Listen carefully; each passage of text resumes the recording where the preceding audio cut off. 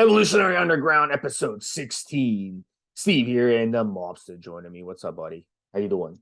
All good in the hood, ready to rock and roll. Let's hit it.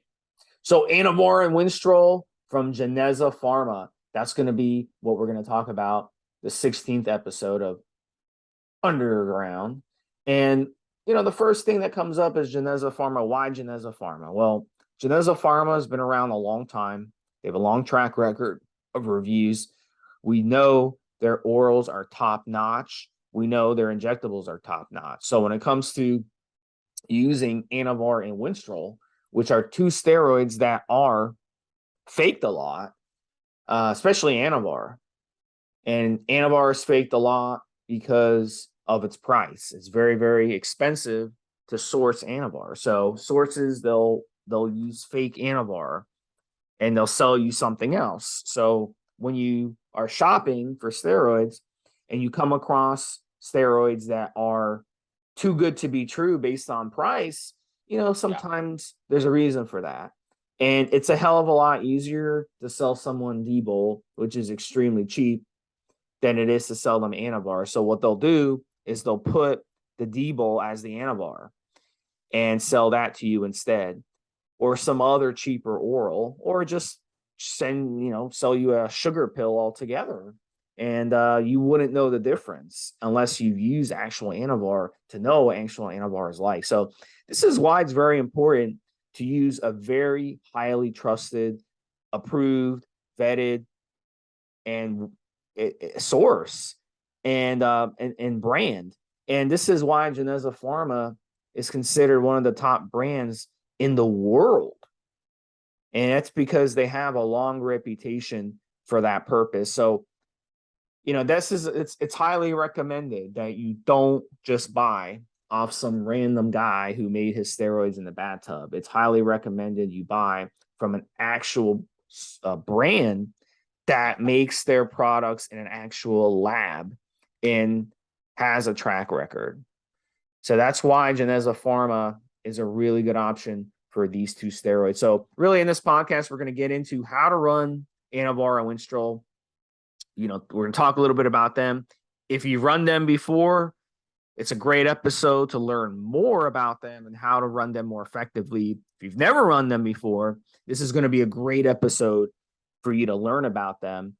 And really, might be a good stack for you to do, especially those of you out there who want to cut. So, Mobster, tell me a little bit about your thoughts. I agree 100%, mate. I mean, when it comes to steroids, guys, and Steve has pretty much got it in a nutshell. Reputation is everything. We have been around the game long enough to see guys buying from the trunks of cars, in gym car parks, from mailing lists, which crazily some people still do. My preference and recommendation, pretty much, if you check it out, is always going to be for a place with an actual website with people you can get hold of for information and so on and so forth. Now, that's very true of one of our suppliers of Geneza products, being Napsgear, as a good example, Steve. I've never been a brand man per se, but I have yet to see a single negative piece of feedback for Geneza products. Not one. Not since I've been made familiar with them. I have seen nothing. It's the injectables, for example, people talk about being pain-free. The orals work. So, guys, this is what we're talking about. This is how it works as well, right? You want a source that you trust, that delivers on time and does exactly what it says on the tin. And once you get a source like that, you stick with it. Why would you go anywhere else? It doesn't matter which company it is. If it does what it's supposed to do, you go to it, especially when it comes to performance enhancing drugs. And Geneza, for many, many, many people, is right up there with, we like what they do. We like how it feels. We know when we're on Geneza. And what the biggest example of that, Steve, is where you have someone that's run a different company's product, one of those rather sort of more obscure websites, or the ones that don't have websites and all kind of crazy shit. They read it on Reddit or whatever else, and then they've got something from the cycle, and then they've decided to try Geneza, and they said it's like night and day from piss poor performance, only 1 or 2 pounds gained. I wasn't even sure if I was on anything. To this is the stuff. This is the real deal, and that's important. It's important. Way back in the day, how people were buying stuff like I got in. Even when I started, Steve, I made sure I knew who I was buying from. So, well, I can think of maybe once or twice in all this time where it's been a new company or something like that, and they've probably gone out of their way to prove themselves to be. But like you said, this is not a new company. This company's been around a long time. You can check out the pharmaceutical building. You can go online and look up Geneza themselves, and then you can go to a company like Napscare and buy their product and know exactly where you are. Back to you. Let's get into Anavar. Why Anavar? Why would anyone use Anavar? So Anavar is one of the most interesting steroids out there because structurally it's got some benefits when it comes to fat loss, especially on the belly. So guys and gals will run it and they'll report that their belly fat goes down on it. So it has a lot to do with the way it changes metabolism, the way it changes your metabolic rate, the basically the way it's structured as a DHT derivative where it doesn't aromatize an estrogen, doesn't give you the bloat, doesn't give you the water retention. So really you can use Anavar to not only lose the weight, but you can also gain strength at the same time. And that's really scientifically almost impossible to do in most situations. I'd say 99% of situations, you're not going to lose weight and lose body fat off your frame and get stronger at the same time, unless, you kind of got yourself out of shape. A lot of people after COVID, they stopped going to the gym, they stopped lifting weights, they started eating bad, they started ordering in and all this stuff. And what happened was they started to gain a lot of fat, they started losing a lot of strength. So then they went back to it, and it's like magic. The fat came off and the strength went back up. So in those situations, yes, it can be done. But let's say you are really at your, at a plateau, close to your plateau, and you've been busting your ass. You can't quite break that plateau.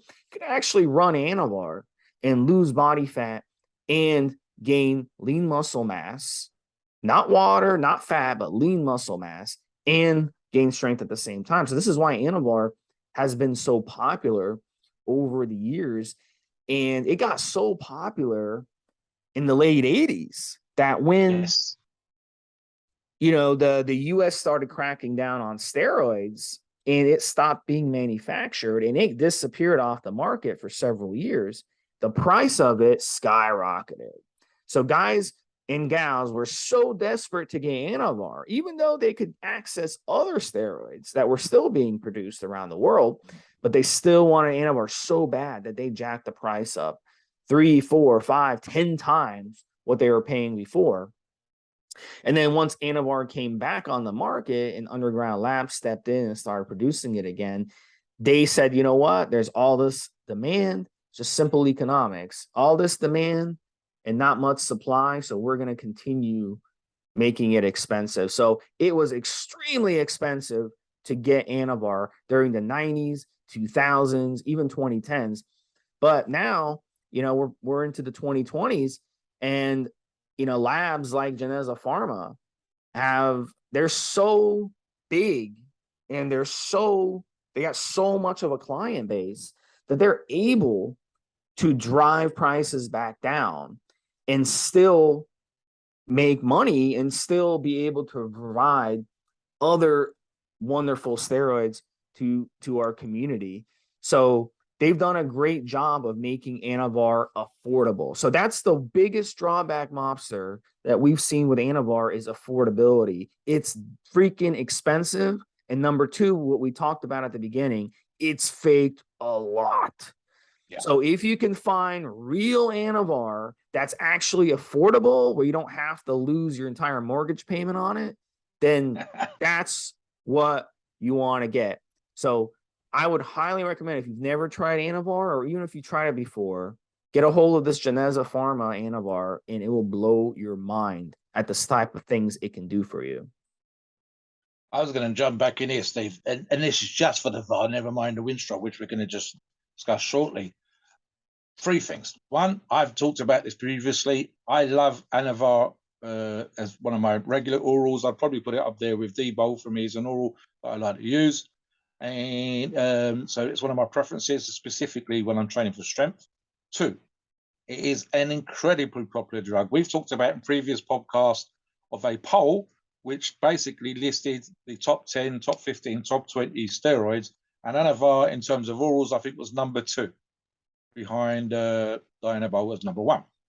And the third thing I was thinking, Steve, is, and again, this is from Napsgear. Napsgear regularly has sales based on the popularity of a product. In other words, guys, you get to vote, and that product which is voted for, which has the most votes, ends up in a sale. So even at the prices you could pay with Napsgear, you can also see this come up in a sale. So there's a great way for you to save bucks, guys.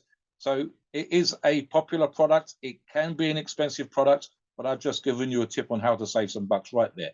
So yeah, again, and also, which we're going to discuss in a little while, Steve, as you know, it's one of the few performance enhancing drugs that we recommend for women. And again, that would be by changing the doses, and we'll get into that also. But again, it's one of those ones where it's at low doses, it's relatively safe for women. So that's for all our listeners today. That's just how popular it is. Now, when it's combined with Winstrol, that's when, as I think we've talked about previously, combinations of drugs, sometimes you have to say why these two drugs combined. Sometimes, guys, I see you talking about drugs combinations online, and it's literally what you've been able to get hold of rather than a specific planned cycle. Here, this cycle, this combination is what I've described it as an effective one for getting ripped. Obviously, and Steve will talk about this briefly as well, it's one of those things where Steve talked about belly fat, getting lean. I've always talked about gaining a few pounds of lean muscle on my Anavar cycles when I've done them in the past, but you still need your diet to be on point. It is not an excuse to hit the donuts and a beer and then say that Stevesmi and Da Mobster are wrong. No. We'll talk about diet and nutrition in a while, but you will need to, Steve knows this. If you do every single aspect of a cycle on point, then you get the best results from a cycle. Does Anavar work? Yes, 100%. One of my favorite drugs for that particular reason. Back to you, Steve.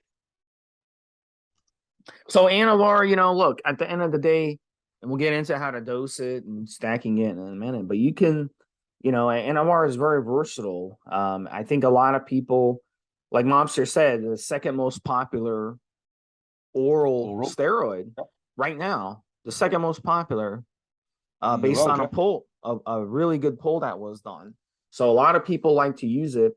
Now, you can use it in any steroid cycle, and you can use it by itself, and you can stack it. So in this podcast, we're going to talk about how to stack it with another really, really good steroid, and that is Winstrol. Now, a lot of people know about Winstrol. It's supposedly what Ben Johnson got busted for back in the Olympics when he was sprinting, and it became a big story.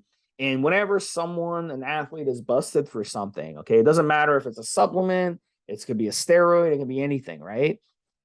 It can be some random product, okay? Who the hell knows? But when they're busted for taking something and they're a successful athlete, as Ben Johnson was, then everybody wants to get their hands on it. Yeah. But, here's the thing, though, about Winstrol is, did he use Winstrol? Probably. But I've also read things that he never used Winstrol, and that was not true, that he used other steroids. But whether he used Winstrol or didn't use Winstrol, we know that he was using a lot of different anabolic steroids. So Winstrol, got their reputation for being this great steroid for sprinters. And in reality, it's really not. If you actually used it before and you understand the way it's structured, it's a DHT derivative. It's a very strong DHT derivative. And the way it's structured, it has a lot more side effects than people are led to believe. Unlike Anavar, which has very minimal to no side effects. The only side effect with Anavar is that it's liver toxic. But with Winstrol, it is also liver toxic at 17 alpha alkylated, but it's also extremely harsh in terms of androgenic side effects. So it's going to be more androgenic than Anavar, and by androgenic, I mean it's going to give you more aggression. It's going to strain your organs more. It's going to strain things like your prostate, even though being a DHT derivative, obviously that is going to be already a threat, but it does do it more than Anavar does, even though they're both DHT derivatives. So it's in the last thing that it really does that you'll notice is it dries your joints out a lot. And that's why a lot of guys like to use it, especially ahead of a competition or ahead of photos. So Mobster, tell us your thoughts on Winstrol. I know you're a big fan of it. I was just thinking, Steve, about the sprinting analogy, and here's what happens, guys. Is if and Steve kind of covered it a little bit. If you saw the debacle and the news and everything and the coverage that the whole drug testing and failure of the drug test, etc., that happened at that time, then you assume that that's what made him fast. But that's not what we're looking at here. Have you ever seen an out of weight sprinter, Steve? That's not you don't see an out of weight sprinter. What you see is a lean muscular athlete. So that's what the Winstrol's used for. What else would it be used for? You just said, especially in combination with Anavar, there's a degree of power and explosiveness. It's again specific to Winstrol, I think you mentioned. So that's what you want. You want to explode out of the blocks. Does Winstrol on its own make you a faster runner? No. And what I see guys talking about this, reps talking about it, and they've made the same association, and they've kind of got like almost like logic fail, Steve, in terms of thinking that Winstrol made Ben faster. No, the combination of genetics, the combination of training, and the combination of multiple drugs is what made him fast, is what made him crazy fast.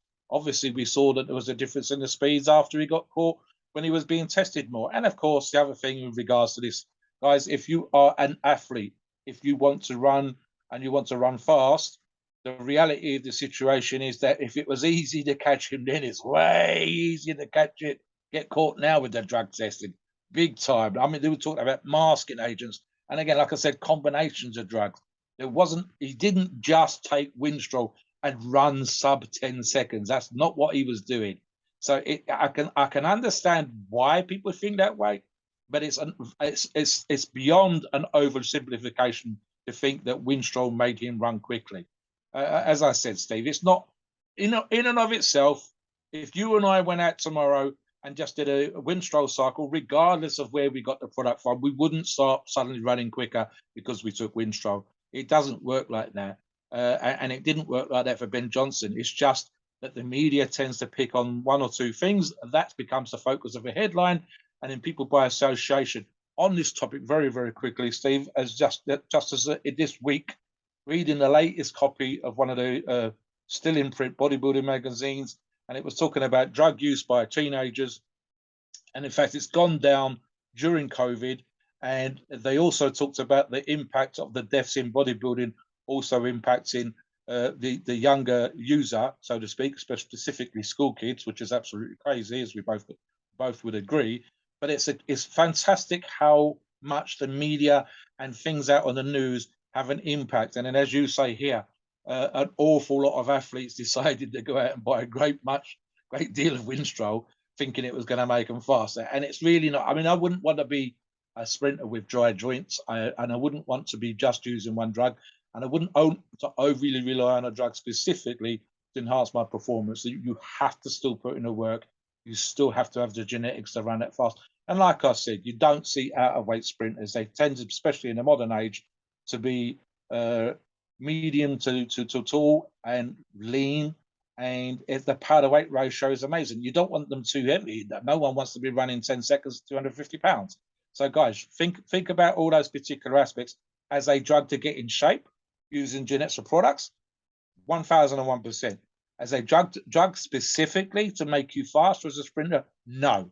And those of you that still think that way need to get that out of your head. I'm still seeing recommendations for it as a means of improving athletic performance. It didn't do that for Ben. There was other things going on, other drugs used. Back to you, Steve. Yeah, and it's a really good point, because just because he supposedly got busted for one steroid doesn't mean that's the steroid. That he could have been ignorant himself and been using something he shouldn't have ran that didn't help him, but he just happened to get busted for certain things. Just because you get busted, like if someone gets pulled over and they find something in their car, some type of recreational drug in their car, does that mean, they're just taking that recreational drug? No, they're probably taking a bunch of other drugs too. And if you look at their medical history, they're probably on like 10 different prescription drugs. They're taking like 5 different recreational drugs. So just because you get caught for one thing doesn't mean that that's the causation of the situation. So when it comes to Winstrol, really, there really isn't a better steroid if you want to compete. Going into a competition, if you want to look good for the beach, if you want to look good for your vacation, if you want to look good for a wedding, if you want to look good for photos, whatever, for a model, you want to look good for your modeling shoot, this is the one to use ahead of that because it's very fast acting in the system. It's an oral, so it's going to be in and out of your system quick. So it's not like injecting Masteron, which is very similar to Winstrol, but Masteron being an injectable, even the Masteron propionate would take a week and a half, 2 weeks to really start hardening you up, and really several weeks to really start hardening you up. But with Winstrol, you should start hardening up within a week and a half. And within 2 weeks on Winstrol, you'll start noticing when you're lifting, wow, my joints really, really feel. I can really feel on my joints. The pumps on Winstrol, when you're 3-4 weeks into Winstrol, the pumps really get ridiculous. And they're called Winnie pumps, and they're legendary. Even the old school bodybuilders back in the day, they would write about Winnie pumps and how incredible it made them feel. And when you see like old bodybuilding videos of guys, working out their arms, you can see their arms popping out. Well, that's Winstrol. That's probably some Debo as well, but it's also Winstrol, and that's that Winstrol really giving you that vascularity where the veins are popping out of your muscles. So it's a fantastic steroid for that purpose. Now, with Winstrol, here's the Debbie Downer though. If you're too high body fat, it's really not going to do you much good. But you can still run them, the Anavar and Winstrol together if you like, but it's much better to be a lower body fat. This way we can kind of see those cuts in the muscles, the vascularity, and that dryness. And that's what you can see. This is why so many guys like going online and just looking at pictures of physique competitors and seeing those muscle cuts. And it's like, wow, man, these guys are sick. Well, Winstrol is a big part, and so is Anavar, of why these guys look like that and how they're able to look like sculptures. And that's why, and when you run a cycle like this, where you're running the Winstrol, it gives you the flexibility to start and stop the cycle. So it's going to be in your system much quicker. It's also going to be out of your system much quicker, rather than using injectables, which you lose flexibility on, especially on long-ester injectables. So that's a huge advantage with Winstrol if you really want to achieve a look in a very short amount of time and really start getting the effects of the benefits of Winstrol within 1 or 2 weeks. So, Mobster, anything you want to add before we start talking about how to? I'm just going to say, Steve, it's one of those few orals that you might see in a competition cycle for professional bodybuilders for the very reasons that Steve just stated. For the most part, you want shorter acting products, whether that's injectables or orals, for the reasons we've discussed in previous podcasts. And simply thus is that it's more controllable, quicker in the system, quicker out the system.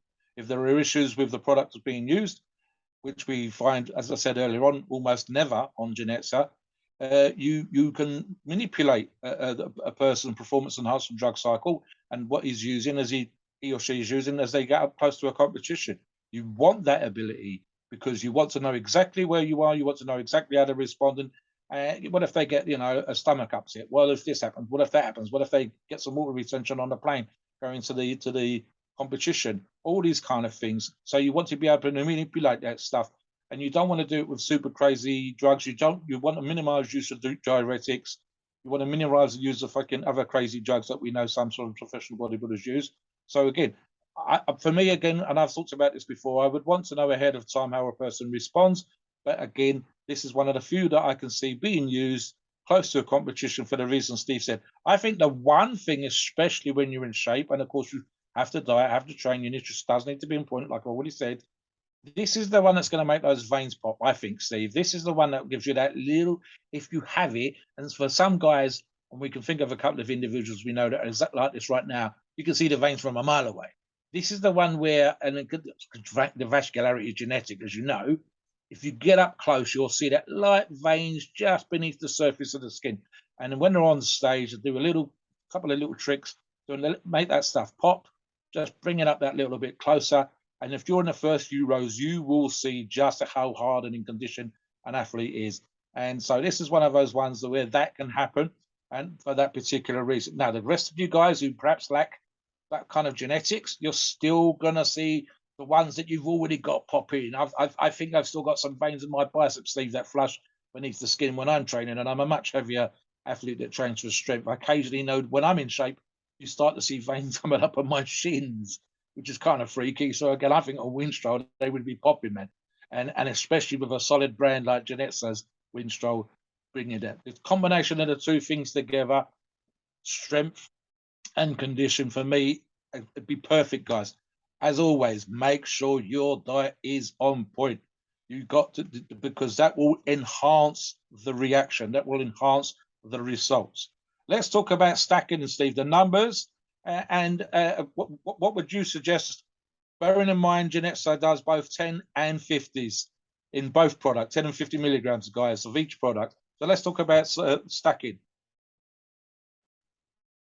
So both of these are interesting steroids because you can stack them together. You can stack really anything, but these two together are obviously going to be great for recomping, cutting, getting ripped, physique competition, stuff like that. It's not going to be a cycle that you get on where you want to blow up 15, 20 pounds. So let's get that off our chest right away. So Geneza Pharma has like a couple different options, and Mobster and I were kind of talking about this on the pre-show. They have both in 10 milligram and 50 milligram tablets. So really, at the end of the day, you really have two options. You can always cut the tablets, first of all. You can always get a pill cutter and just cut the tablets right in half, or just bite them in half. I mean, it's really not that big a deal. So if you wanted to go with the 50 milligram, you get the 50 milligram and kind of cut them in half. Now, dosing them, a lot of people ask a really good question, Mobster, and they're like, how often do I need to dose at these? So I always tell them with these two, you can dose them once or twice a day. It's just a matter of what fits your schedule best. But some people, they have a really hard time remembering to dose them twice a day, so they just want to get it done once a day. Maybe they might just take it before their workout, just so they don't forget to take it. You know, it just depends on whatever your schedule is. So let's say you wanted to take it once a day and you wanted to do 25 milligrams of each, and then you just cut the 50 milligram pill in half and you use 25 milligrams, or you could get the 10 milligrams and do 20 milligrams of each or 30 milligrams of each and make it simple. You know, this way you don't have to cut any of the tablets and go that way. So the maximum dosage of, you know, the average maximum dosage, let me put it that way, of each is about 50 milligrams of Winstrol, 50 milligrams of Anavar. In my experience, 50 milligrams of Winstrol is a lot. I started experiencing hair loss on that dosage. I started experiencing really, really dry joints. I started experiencing some androgenic side effects that I didn't like. So for me, I always did well in a stack using Winstrol 25 milligrams. Full disclosure, I've never used Winstrol by itself. If I used it by itself, I would imagine that I could basically just do 50 milligrams. So at the end of the day, it just depends, you know, whatever works for you. You can always adjust the dose. This is the beauty part of using oral steroids. A lot of people don't understand this. And they always say, you know, injectables are so much better. Well, in this situation, injectables aren't so much better because if you're using long ester injectable steroids, you don't have the flexibility to adjust your doses as you go on as much as you do with orals, because injectable steroids build up in your system and they take longer to come out of your system. So let's say you want to drop your dosage in half. Well, even if you did that with injectables, drop your dosage in half, it's still going to take a few weeks for what you've already injected to kind of trickle out of your body because of these esters that are attached to them. With orals, they have very, very short half-lives. So with orals, really, if you just cut the dosage in half, within a few days, you'll start feeling the difference in the dosages. So you want to get really aggressive with this stack, Mobster, hey, 50 milligrams of each. If you want to do it a moderate dose, 25 milligrams of each or 30 milligrams of each, completely fine. You'll have fantastic results. I mean, the pumps that you would get on the cycle and just being able to go to a gym. We'll talk about training at the end of this podcast, but I would imagine that you would be, if you're into doing a lot of form work when it comes to weight training and a lot of resistance training, you really, really will love this stack together. So, Mobster, give us your thoughts on how to stack them, and also in terms of dosing, in terms of length of the cycle, because they're liver toxic. Because they're liver toxic, I would not go more than 8 weeks because of the liver toxicity. So that's 2 months. I mean, if you can't get gains in 2 months, then there's something wrong. If you can't get gains on this stack in 2 months, there's something wrong with your diet and training, because you should get really good results even in 4 or 5 weeks on this. It's like I personal preference, and I mean, again, I've run 50 milligrams of Anavar, so I know exactly how I feel on that, and you're quite correct. So here's what I'm thinking, guys. Because I know that 50 milligrams of Anavar works for me in terms of a strength stack, and I know that I'm going to gain those 5 pounds that I mentioned earlier on, but I was looking to get into shape. Here's what I would do. I would run 16 weeks training program. 12 weeks would probably be with the diet. I'd start from the 16 down to 12 weeks, tightening up on the diet. And around the 12, maybe even as close to 10 weeks, my diet would get super tight. And then at the 8-week point, as Steve said, you could run it a little bit less, but only if I thought that the diet had been doing a lot of the work already. Bring in the PEDs, bring in the Anavar, bring in the Winstrol, and at the 8-week point. Now, here's what I'd probably do, Steve. I would probably run straightforward, single pill, 50 milligrams Anavar. No mucking around on that particular one. But what I would probably do is I would buy the 10s of the Winstrol and split that up through the day. And here's my thinking. Right? And again, guys, these are not fast-acting drugs per se, but they are a lot quicker, as Steve said, than the medium or long-acting ester of an injectable. So you're looking at a half-life, I think, off the top of my head, Steve, it's going to be no more than 16 hours for either drug. And then maybe there's a psychological aspect to it. I'm quite also, something else is a very quick tip, guys. You can buy yourself one of those pill sorters. I have my tablets in a little plastic tray on my desk, so I don't have to think about drugs, what I'm taking, what supplements I'm using. It's there every day. It's in front of me. It's as soon as I empty it, I refill it. So I don't make mistakes. I don't forget to take a medication or whatever else. So for me, that's getting organized is the ways that you shouldn't make any mistakes, whether you pop them in your pocket and taking them with you for the day, or as I do, have them in the morning. So here's, again, my thinking would be with regards to the Anavar. I know that it enhances my power. I know, as Steve said already, that the pumps on both of these, but especially for me on Anavar, is going to be kind of crazy. And if that training for me was about getting into shape, doing the contractile work in the gym, I'm going to be ready for it. So I'm going to want it. And if I'm a typical listener, I'm definitely going to want it.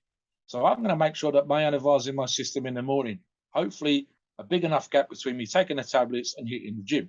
Winstrol, I think of it as enhances some part of the thing in the gym. But again, as you're getting leaner and you're having that veins popping, you younger guys especially love the idea of having that vascularity all day. Now, we've seen this sometimes come up, Steve, where the guys are saying, what can I do? What can I take to have a pump all day? In reality, there is nothing. You can't take something that's going to last 8, 10, 12 hours. It doesn't work like that. What you can, of course, be is in condition, which is the purpose of this cycle. So the VAR for me would be the gym enhancer, and the Winstrol is the vascularity enhancer. And the two things together is what's going to get me strong and in shape. So I would do the VAR pre-gym, and I'm talking about a few hours ahead of time, guys. It's not a pre-workout, but it's just that psychological benefit in my mind of thinking this is going to enhance the pubs. And also whatever's still in my system from the day before being topped up by the next pill. And the Winstrol to, as I get into shape, keep me there and have those veins popping. And who doesn't want to look hard and pumped and vascular down the gym? I mean, that's the way that I would run it. So I would probably do it that way, Steve. All right, so let's talk a little bit more about some of the things to watch out for when you're running these. So let's say you're stacking them together, and you're a couple weeks in, you start getting really bad joint issues, and your joints are starting to crack a little bit when you're working out. and you're like, whoa, this is becoming counterproductive. I like to go to the gym and I like to do squats, but when I'm doing squats, my knees are feeling a little funny. I like to do some arm work and my elbows are feeling kind of funny. My shoulders are kind of funny on a bench press, et cetera, et cetera. So we get a lot of complaints about that from people. So one of the things you should be doing is using joint support supplements when you're on this, and make sure you check the ingredients of what you're taking. It needs to be a good quality brand. It needs to have a lot of the top joint support ingredients, the MSM, the glucosamines, all that good stuff that's in these joint support formulas. The other thing you need is liver support. And liver support's very important because, as we said, both of these are liver toxic. So you want to make sure that you're using TUDCA, milk thistle. These are the top liver support products out there. And you want to make sure you get a good joint support formula. So again, you come on our forums, we can kind of point you in the right direction when it comes to how to get those. But you don't want to take your liver support supplements with these orals. You want to take them kind of separate. So that's a mistake people make. Some of the other side effects, hair loss can be a big problem. Now, I want to address this because it's very important, Mobster, when it comes to hair loss. And a lot of people give really bad information about hair loss, which can and will have really severe consequences if you follow their advice. And that is, people will tell you, run finasteride, run dutasteride on these. Here's the problem with those drugs, okay? Those drugs are DHT blocking drugs. So what they're going to do is they're going to block DHT from converting in the body. They're not going to do a thing in this situation because both of these steroids are themselves DHT derivatives. So if you're running, say, like tons of testosterone converts to DHT, you run the finasteride, it's going to block that conversion. So yeah, it'll help in that situation. It'll help your head hair because there's a conversion happening, right? But in this situation, blocking your DHT is not going to do a thing. You're still going to lose your hair and you're going to run into potentially some severe side effects from taking those DHT blocking drugs. So I personally don't recommend anyone messes around with DHT drugs. The key with hair loss is abuse. If you abuse steroids for years, you start at a young age, you run really long cycles, you run really high dosages, that's where your hair is going to start getting abused. That's why you see guys who are in their 30s on social media talking about in the fitness industry who are bald already. Well, it's because they abused the crap out of steroids in their teens and 20s. So now they're bald. That's why. Yeah. So it's not because, as they claim, oh, it was their supplement program or your workout program that they want to charge you for that got them looking the way they do. It was steroids, but they don't want to admit that because they want to try to sell you something, right? So in that case, the more you get that DHT effect in the body, the more that DHT is going to fry your head hair follicles. So that's the best way to do it, guys. There's some shampoos out there you guys can look into that help also protect your hair. But all in all, are you genetically prone to hair loss? Number one. And number two, how much are you abusing these steroids? And let me tell you something. I'm in my 40s. I still have my head of hair. When I ran Winstrol, I would take a shower. I'd shampoo my hair. I'd look down at my hands and I'd see hair.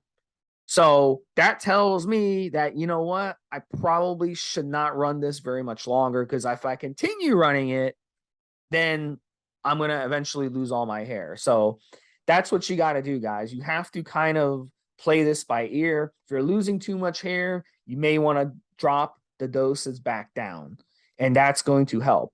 But really, taking a drug to offset a drug, to offset a drug, to offset a drug, that's not the way I teach it. So I would rather you just reduce the dosage and do what you can to protect your hair, treat your hair well, and that can kind of be a better solution. But that's the number one complaint we get, Mobster, about Winstrol and even Anavar sometimes, but mostly with Winstrol is head hair loss, and people freak out about head hair loss. So be aware of that. It can and will happen, even for someone like me who may not be prone to head hair loss. Winstrol still shed my hair. So full disclosure, expect it, know it's coming, and be prepared to make some changes if it does, and you really care about your hair. So I'll also talk a little bit more about that, and then we'll kind of talk about some female dosing. Yeah, I'm nodding my head here, Steve, as you know. Guys, it's simple. We're talking about these particular two drugs, and we're warning you what the side effects are. If you then have hair issues and decide to use Winstrol, the obvious is, as my mum might say, or I'm paraphrasing here, she wouldn't say this specifically, don't come bitching to us. It's simple. It really is. If you look at the family history, both sides, mum and dad, uncles and aunties, gran and granddad, and there's a lot of baldness. Male pattern baldness is really not specific just to men. It just isn't. There's plenty of women out there with very nicely structured hair hiding patches which are a little bit light, and lots and lots of wigs and stuff like that. So typically it's both sides and both sexes, and you're looking at that kind of stuff. Now, what's kind of perverse, Steve, and I say perverse is because I get the vanity of training. I get the vanity, in my case, of lifting heavy weights, but I've never really understood the vanity of hair. But of course, if you think about it, all these things are true, whether it's having great skin, great hair, and fantastic looking muscles and looking amazing on the beach. It's also worth mentioning, because of probably the sheer volume of drugs that top professionals take is very rarely short, simple cycles, and especially in the modern era, how many top bodybuilders, and I'm thinking 90s and 2000s, especially probably right up into the 2010s, shaved that bitch, shaved it off. And one other thing, that the drugs that Steve's mentioned, which are meant to help you, they have sometimes worse side effects than the drugs that you were taking for your muscularity, for your strength, for being lean. So to me, it was kind of like one of those, as Steve said, you're taking a drug on top of a drug on top of a drug, and you're actually giving yourself worse side effects just trying to stop your hair falling out because of the side effects that comes with those drugs, regardless of the effects on your hair, than having your hair fall out. Something else as well, guys, and I think it's just a small thing. It's one of those little things that you sometimes have when you're on cycle. You might become, because you've heard about hair loss on Winstrol, more tuned in to any hair loss that you might have. So here's the thing: if you have let's say that you're a brunette, brown hair like I've got, we tend to have the highest density of hair, say compared to redheads and blondes. And I mean natural blondes, obviously, and natural redheads, they have less hair per square inch. But for the average person, loses about 100 hairs a day. You've got obviously tens of thousands on your head. Now, if that starts to become noticeable and obvious, then you've got an issue. But for those of you that perhaps it's not, but you've just become more aware, you might see the normal amount of hair loss, those 100 hairs per day, and so they've got to start freaking out when that's actually what you've had all the time. You've always had hairs on the plug hole. You've always had a few hairs on the comb. You've always found the odd hair on your pillow. It's normal to lose around, I think it's between 100 and 250, but let's say 100. But once it starts to be blatantly obvious, then you might think there's a problem here. And again, like Steve said, I would say dose dependent as well. If you choose to use higher than the recommended amounts, and 9 times out of 10, what we're talking about on these cycles is optimal amounts to get the best results from a cycle. Don't have to double and triple and quadruple. You don't have to do that. And if you do that, and Winstrol has a reputation for hair loss, then expect worse symptoms if you struggle with that. And again, it's essentially one of those vanity things sometimes, Steve. For example, some people have hair loss on cycle and the hair comes back off cycle. And it will completely depend on the drug that's being used in that situation and the hair loss that they had on cycle and it returning to normal, whether you do proper PCTs, whether you know how to look after yourself, whether, as Steve said, you're using hair supporting shampoos, moisturizing, and so on and so forth.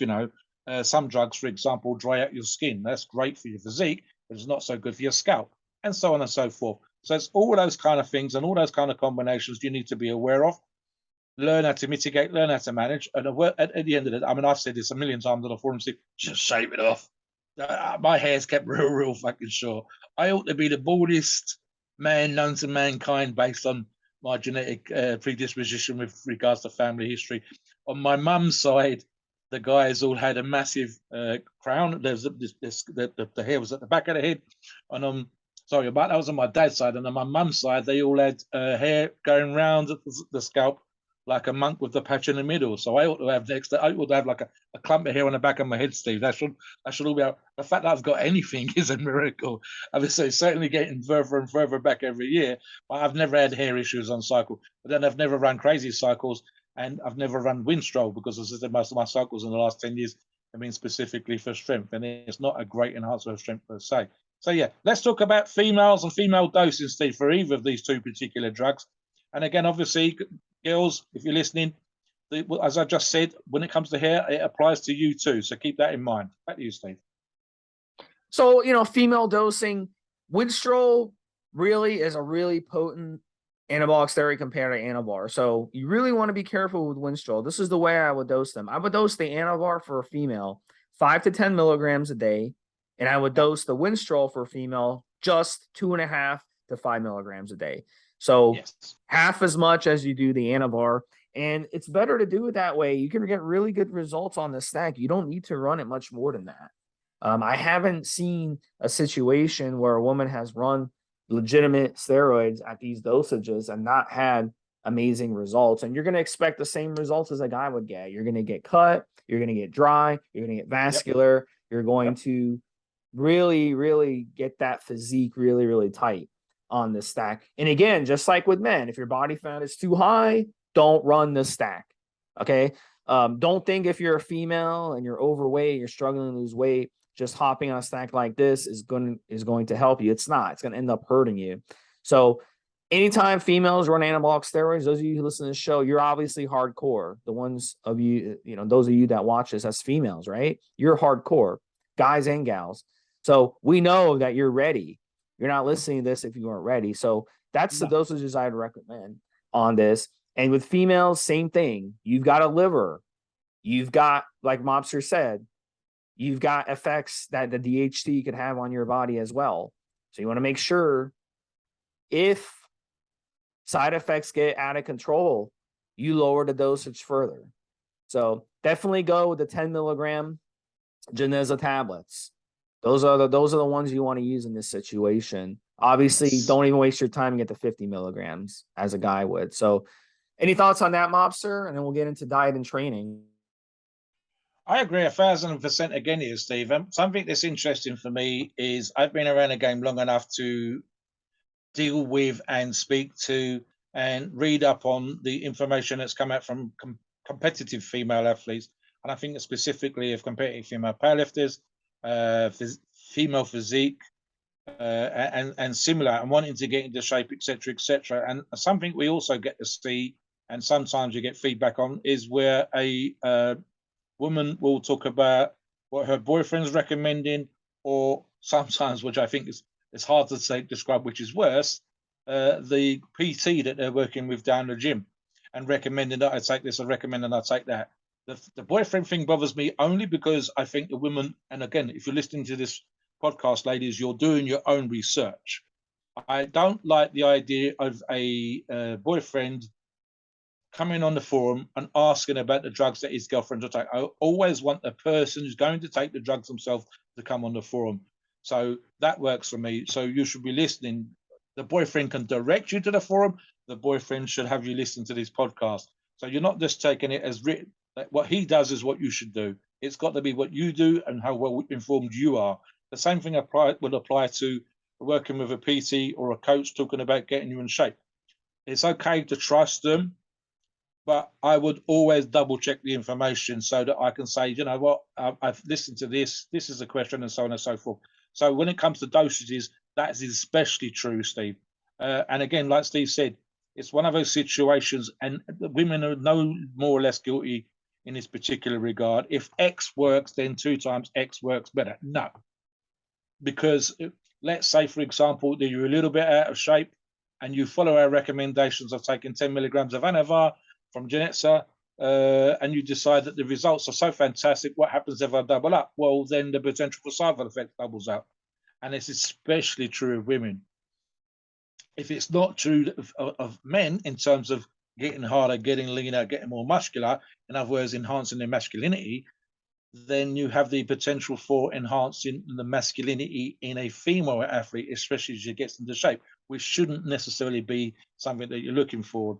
I mean, again, competitive female bodybuilders will think differently, but how many of our listeners are competitive, Steve? Stage athletes, etc., etc. And again, one of the questions of what we often get here, and it doesn't matter what the drug cycle is, and it doesn't matter who the supplier or the brand is in this particular regards, how we think at certain periods of life versus how we think later on. So, for example, ladies, I wouldn't want you to be balls in, so to speak, with the idea of taking loads of drugs, getting into condition, being amazing on shape, and then finding that you are stuck with certain side effects for the rest of your life when you no longer compete. So again, being informed is the most important thing. And that tip of Steve's of just buying the tens, 100%, definitely, Steve. As you said, a pill cutter. I mean, I've been real lazy. I've done, when I've needed to take half a pill, I just bite that bitch in half. And it's only going to be a milligram here or there. With the ladies, I think, again, I would definitely get a pill cutter so that I could cut a pill into quarters and take a 10 and cut it into quarters would be the perfect way, for example, as you said, with the Winstrol, to keep those dosages right down. And again, also probably split it through the day for the ladies again, just specifically for the reasons that we've already said, to get the full benefits from it. And it, as another thing, girls, you can probably do as well. And when we talk about 5 to 10 or 2.5 to 5, there's nothing to stop you adjusting on the go. So, for example, Steve, especially for a first-time female user, starting at 5 on the beginning of a cycle with regards to the Geneza Anavar, and starting at 2.5 with the Winstrol from Geneza at the beginning of the cycle, and then only then adjusting up. To coin a phrase that I've heard a guru talk about before when it comes to drugs, once it's in, it's in. It's hard to take it back out again. So in this particular example, relatively short half-life, easier to manipulate, and again, give the drugs chance to work to see the effects. The other thing, Steve, when you mentioned earlier on, the same thing applies in terms of being in condition, diet, and so on and so forth. Statistically speaking, women have a slightly higher percentage of body fat. That's just for basic biology when it comes to having babies and so on and so forth. But obviously, in this day and age, the issue is with regards with men or women that we're typically talking about people being a lot more out of shape than the statistic norm.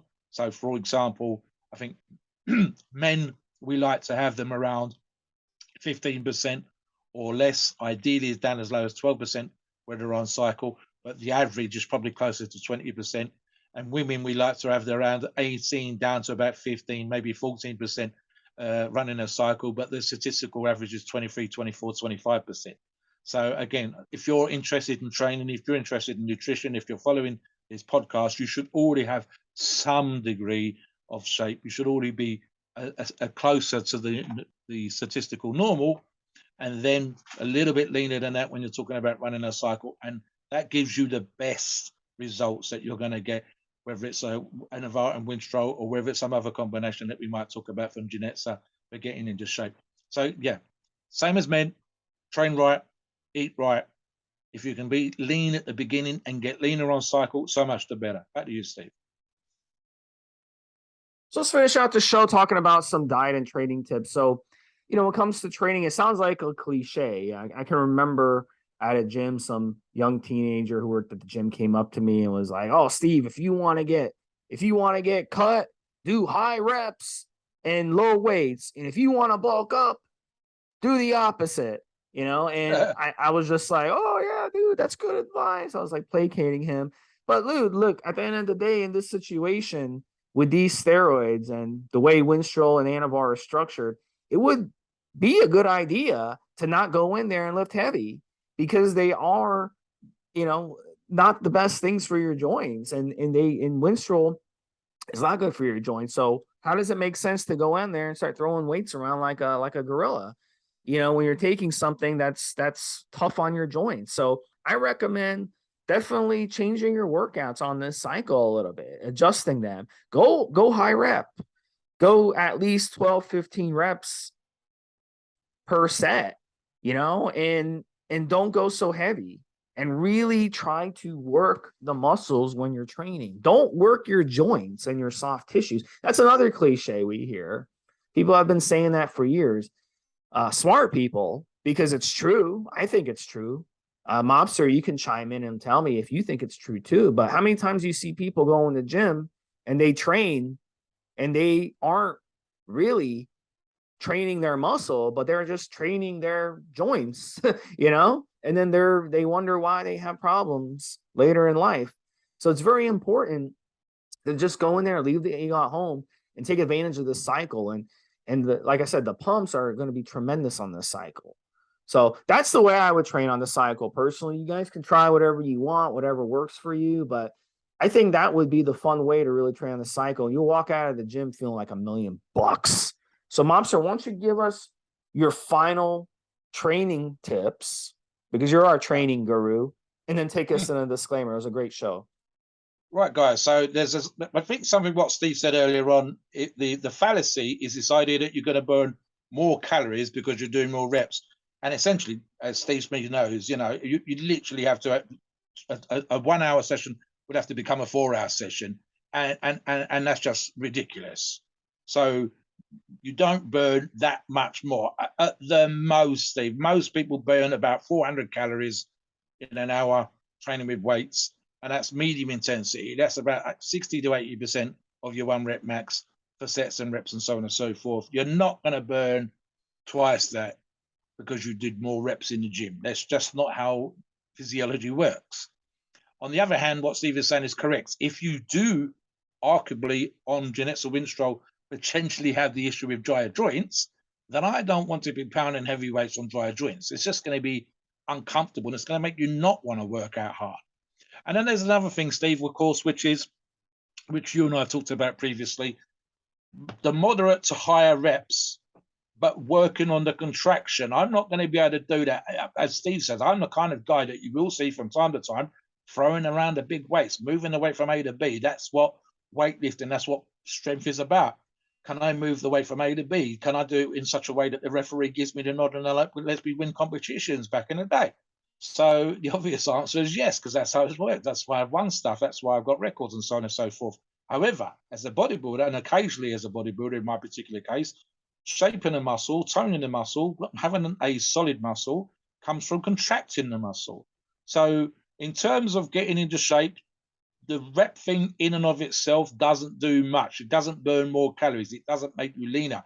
But what it does allow you to do is deal with the side effects, like the pumps on Anavar, the pumps on Winstrol, the dryness of the joints on Winstrol, and it makes you, because you're not swinging those rates around, it makes you slow down. It should make you slow down, and it should make you work on the contraction. I've actually just recently, Steve, started doing one heavy shoulder and arm workout, one moderately light by comparison shoulder and arm workout, alternating weeks. And on the biceps, for example, it's big, heavy cheating hammer curls 1 week, but the next week, which was this week, I would contract, and I'm trying to squeeze the bicep at the top of the movement, and using a lot of weights with a moderate to high reps. It's a lot easier to do that.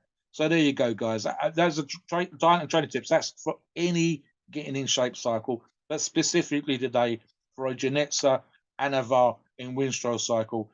It's a way of also, and bodybuilders talk about this, you can even try this other tip, which I've used before, Steve, which is posing at the end of a workout. It's a way to make the muscles pop. It doesn't sound like it should, but it does. Ask professional bodybuilders if deliberately working on a contraction and posing the muscle afterwards doesn't make it pop. They all feel that it does. You should think that they're just getting lean allows the muscles to become more visible, but for some reason being able to contract them and make them pop out and separate them seems to work. So those tie-ins between the bicep, the tricep, the delt, and the pec, and so on and so forth become more apparent when you use these tricks. So there you go. Guys, girls, as always, please note, we are not doctors, and the opinions on these shows are ours and ours alone. It's our view and based on our experience and views on the topic. A podcast for informational purposes and entertainment only. The freedom of speech and the First Amendment applies.